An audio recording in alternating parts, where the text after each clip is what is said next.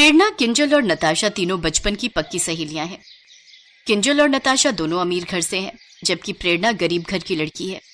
प्रेरणा की मां अक्सर बीमार रहती थी और उसके पिता सिक्योरिटी गार्ड की नौकरी करते हैं, जिससे महज उन्हें 10,000 रुपए महीने ही मिलते थे और उसी में उनको अपना घर खर्च चलाना होता था। प्रेरणा अपने घर के गरीब हालातों को अच्छे से जानती है, इसीलिए वो कभी भी अपने माता पिता से कोई फरमाइश नहीं करती थी। इसीलिए प्रेरणा की दोनों सहेलियां अक्सर उसकी मदद करती थी। तीनों सहेलियों ने 12वीं की परीक्षा में टॉप किया था। उसी के सेलिब्रेशन के लिए अपनी कार में नताशा और किंजल प्रेरणा को एक बड़े से रेस्टोरेंट में लेकर जाती है। चलो वहां बैठते हैं। पता है प्रेरणा, इस रेस्टोरेंट के समोसे बहुत फेमस है। इसकी खट्टी और मीठी चटनी भी बड़ी यम्मी है, इसीलिए हम तुझे यहाँ लाए हैं। तुझे समोसे बहुत पसंद है ना, इसीलिए। प्रेरणा को समोसे खाना बहुत ही पसंद था, इसीलिए अक्सर किंजल और नताशा अपने पैसों से उसे समोसे खिलाती थी। कुछ ही देर में ऑर्डर उनकी टेबल पर आ जाता है और प्रेरणा बेधड़क होकर वो समोसे खाने लगती है। वाह यार, ये समोसे तो बहुत ही तीखे और कुरकुरे हैं। सचमुच इसकी चटनी का भी जवाब नहीं। खाकर तो मजा ही आ गया। इतने टेस्टी समोसे मैंने आज तक नहीं खाए। प्रेरणा बड़ी ही खुशी से वो समोसे खाती है। नताशा और किंजल उसके लिए और समोसे मंगवाती है, जिन्हें प्रेरणा पल भर में ही चट कर जाती है।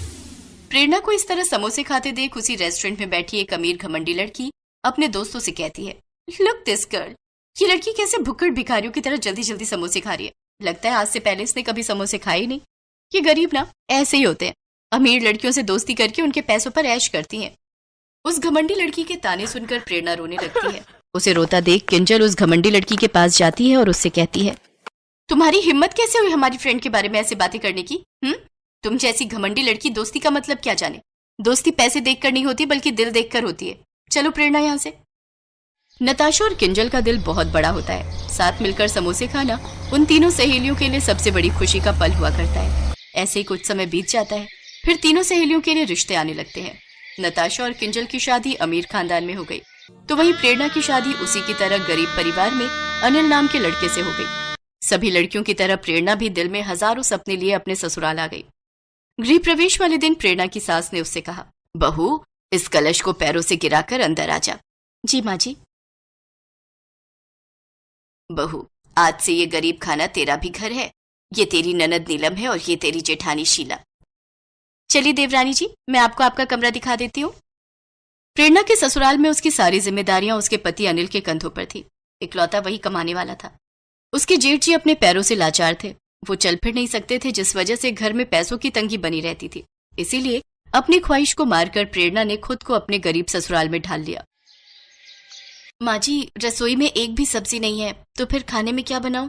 बहू, ये 100 रुपए रख और बाजार से थोड़ी सब्जी ले आ। ठीक है माँ जी। प्रेरणा सब्जी लेने बाजार चली जाती है, जहाँ पहुंचकर उसे बाजार में समोसे वाले का ठेला दिखता है। उसे समोसे खाने का बहुत मन होता है। वाह, समोसे!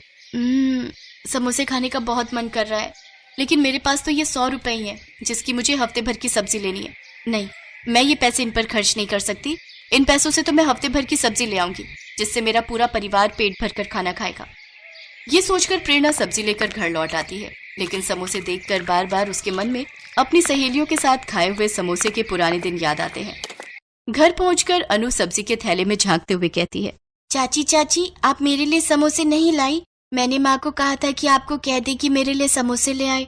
इस घर में तो बस गरीबों वाला खाना मिलता है, उसके अलावा और कुछ भी नहीं। अनु, मेरी पोती, ऐसा नहीं कहते। जा बाहर देख, तेरी सहेलियां तुझे खेलने के लिए बुलाने आई हैं। अक्सर प्रेरणा जब भी बाजार जाती तो उसका समोसे खाने का बहुत मन करता, लेकिन वो अक्सर अपना मन मार कर रह जाती। एक रोज नताशा और किंजल प्रेरणा से मिलने उसके ससुराल आती हैं। किंजल, आज प्रेरणा में देखकर कितनी खुश होगी ना। वो देख, शायद यही उसका ससुराल है। चल अंदर चलते हैं। दोनों सहेलियां अंदर जाती हैं। प्रेरणा फटी पुरानी साड़ी पहने चूल्हे में रोटी सेक रही होती है, जहां दोनों सहेलियां महंगी साड़ी पहने और हाथ में पर्स लिए उसके दरवाजे पर खड़ी होती हैं। जी, आप दोनों कौन? हमें प्रेरणा से मिलना है। अरे नताशा, किंजल, तुम दोनों? माँ जी, दीदी, ये मेरी सहेलियां हैं। उन दोनों को देख सभी चौंक जाते हैं। प्रेरणा, तुम अपनी सहेलियों के पास बैठो, मैं चाय लेकर आती हूँ। वो सभी अपनी हैसियत के अनुसार उन दोनों की खूब खातिरदारी करते हैं। अच्छा प्रेरणा, अब हम चलते हैं, मगर हम फिर आएंगे। दोनों वहां से चली जाती हैं। दोनों रास्ते में बात करते हुए जाती हैं। भले ही प्रेरणा के ससुराल वाले गरीब हैं, लेकिन वो सब दिल के बहुत अच्छे हैं। सही कहा, लेकिन मैं अक्सर सोचती थी कि प्रेरणा की शादी किसी अच्छे घर में हो, जहाँ उसे समोसे खाने के लिए तरसना नहीं पड़ेगा। लेकिन तूने देखा ना, शादी के बाद भी प्रेरणा को रूखा सूखा ही खाना पड़ रहा है। अरे ये भी कोई जिंदगी है? उसने शादी से पहले भी गरीबी देखी और अब शादी के बाद भी उसे समोसे खाने के लिए भी तरसना पड़ रहा है। क्यों ना हम समोसे लेकर उसके ससुराल चले, वो बहुत खुश होगी। तूने बिल्कुल सही कहा। 3 दिन बाद वो दोनों बहुत सारे समोसे लेकर प्रेरणा के घर आती हैं। तुम दोनों, और ये इतना सब तुम क्या लाई हो? इसमें हमारी प्यारी सहेली के मनपसंद समोसे हैं। सचमुच वो भी क्या दिन थे ना प्रेरणा। चलो आज हम फिर से वही दिन जीते हैं। उनकी बातें सुनकर प्रेरणा की आंखों में आंसू आ जाते हैं। आज फिर तुम दोनों ने मिलकर मुझे बहुत बड़ी खुशी दी है। तुम दोनों सच में बहुत अच्छी हो। एक खुशी अभी और बाकी है। ये ले, ये पैसे तू रख ले और अपना खुद का काम स्टार्ट कर। वैसे भी तू बहुत अच्छा खाना बनाती है। हाँ, और हमें पूरा विश्वास है तुम बहुत अच्छा काम कर सकती हो। प्रेरणा बहुत खुश होती है। अपनी सहेलियों का उस पर यह विश्वास देखकर वो खुद का समोसे का काम शुरू कर देती है। उसके समोसों का जादू सब पर चल जाता है और कुछ ही समय में उसके घर के हालात बहुत सुधर जाते हैं। अब नताशा और किंजल भी अक्सर प्रेरणा से मिलने और उसके हाथ के समोसे खाने उसकी दुकान पर आती रहती थी।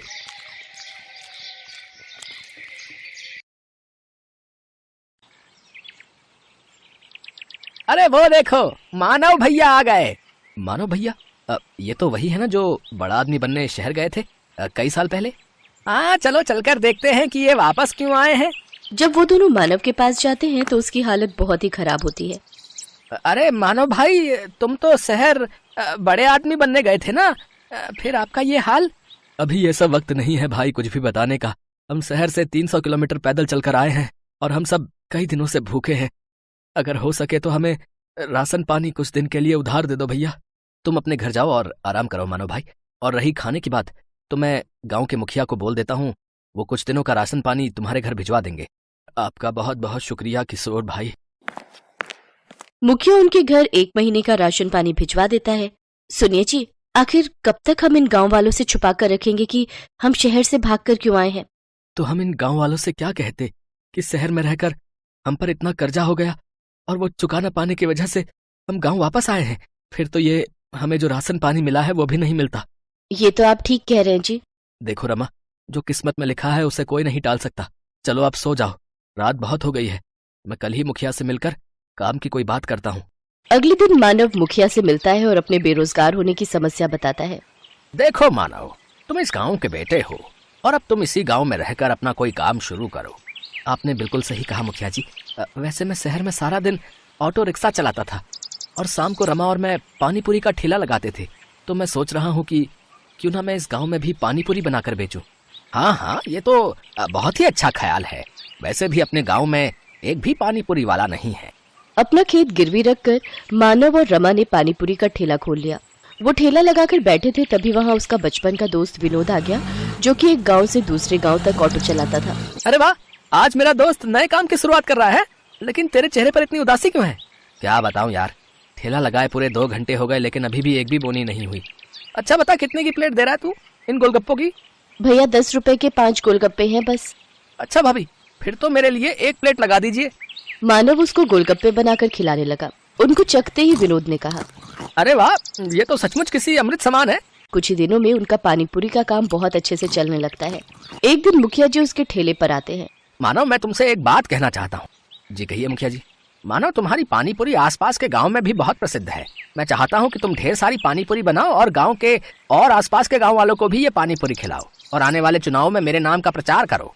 क्यों नहीं मुखिया जी, आपने मेरी मदद उस वक्त की थी जब मैं खाली हाथ इस गांव से लौटा था, तो भला मैं आपको इनकार कैसे कर सकता हूँ। मैं आपकी मदद जरूर करूंगा। बहुत बहुत धन्यवाद मानव बेटा। अच्छा अब मैं चलता हूँ। हैं आपने हाँ तो कर दीजिए, लेकिन अब हम इतनी सारी पानी पूरी बनाएंगे कैसे? हमारे पास सामान के लिए इतने पैसे कहाँ से आएंगे? अब हमें अपने गिरवी रखे खेत को बेचना होगा। ये आप कैसी बातें कर रहे हैं जी? अगर अच्छी कमाई हो गई तो फिर हम उस कमाई से नया खेत ले लेंगे। लेकिन मैंने मुखिया को जुबान दी है और अब मैं अपनी बात से पीछे नहीं हट सकता। और इस तरह मानव ने अपनी जमीन भी बेच दी। क्या बकवास कर रहे हो मानव? आखिर हमारे बीच पैसों की बात कहाँ हुई थी? मजाक मत कीजिए मुखिया जी, मैंने अपना खेत भी बेच दिया है। ऐसे तो मैं बर्बाद हो जाऊंगा। चुपचाप जाता है या धक्के मारकर निकालूं यहाँ से? दुखी होकर मानव घर पहुँचता है और रमा को सारी बात बताता है। अब तो हम लोग भूखे मर जाएंगे जी। जो बचा कुचा था वो भी हमने बेच दिया। मानव और मुखिया के झगड़े का पता सारे गांव में लग जाता है और अब कोई भी मानव के ठेले पर पानी पूरी खाने नहीं आता। एक रोज विनोद मानव के घर आता है और कहता है, मानो मैं कुछ दिनों के लिए किसी काम से शहर जा रहा हूँ, तब तक मैं अपना ये ऑटो रिक्शा यहीं छोड़कर जा रहा हूँ। इस गांव में इकलौते तुम ही हो जो ऑटो चलाना जानते हो। जब तक मैं वापस नहीं आ जाता तुम इसे अपने ही पास रखो। अगर तुम्हें कोई परेशानी ना हो तो क्या मैं कुछ दिनों के लिए तुम्हारे इस ऑटो का इस्तेमाल कर सकता हूँ भैया? हाँ हाँ, क्यों नहीं। अरे ये भी कोई पूछने की बात है। इतना कहकर विनोद वहां से चला जाता है। सुनिए जी, मुखिया जी ने जो ढेर सारी पानीपुरी बनवाई थी, क्यों ना हम उन पानीपुरियों को ऑटो में ले जाकर आसपास के गांव में बेचें। मानव रमा के साथ मिलकर गांव-गांव घूमकर अपनी बनाई हुई पानीपुरी बेचने लगा। देखते ही देखते वो दोनों ऑटो रिक्शा पानीपुरी वाले नाम से फेमस हो गए। आज मैं बहुत खुश हूँ। हमेशा से कर्जे से भागते आया हूँ, लेकिन आज तो ऐसा लग रहा है मानो मैं दुनिया जीत चुका हूँ। कुछ दिन बाद विनोद एक नया ऑटो लेकर गांव पहुंचा। अरे वाह विनोद, नया ऑटो? लेकिन तेरे पास तो पहले से ही ऑटो है ना, फिर ये किस लिए? अरे वो ऑटो अब पुराना हो चुका है यार, और मैं उसे बेचने की भी सोच रहा हूँ। मैं अब एक गांव से दूसरे गांव की सवारियां छोड़ने की बजाय गांव से शहर तक की सवारियों को छोड़ूंगा। अगर आप बुरा ना मानो विनोद भाई, तो क्या ये ऑटो हमें बेच सकते हो? अरे ये भी कोई पूछने की बात है। आज से ये ऑटो आपका हुआ है। तेरी बड़ी मेहरबानी मेरे दोस्त। ये ले, ये तेरे ऑटो रिक्शा के पैसे पकड़। रमा और मानव तो ऑटो पाकर बहुत खुश थे। अब वो दोनों सारा दिन एक गांव से दूसरे गांव घूम घूम कर पानीपुरी बेचा करते थे और लोग बड़ी आस लगाकर उनकी पानीपुरी के इंतजार में बैठा करते थे। उनका व्यापार अब बहुत अच्छा चलने लगा और उन्हें अच्छी आमदनी होने लगी।